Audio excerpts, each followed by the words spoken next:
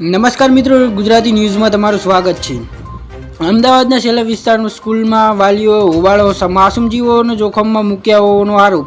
મિત્રો, ઘટનાની સંપૂર્ણ માહિતી આપી દઈએ તો આ વિડીયોને અંત સુધી બન્યા રહેજો।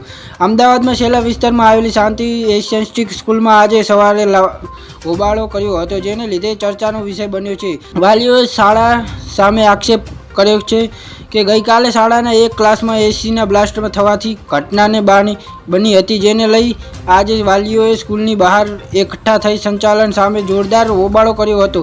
ગઈકાલે શાળાના એસીના બ્લાસ્ટ બાબતે કોઈ જાણકારી વાલીઓએ આપવામાં આવી ન હતી। એસીમાં બ્લાસ્ટ કારણે લાગેલી આગથી બાળકો ગભરાઈ ગયા હોવાના પણ વાલીઓના આરોપ છે।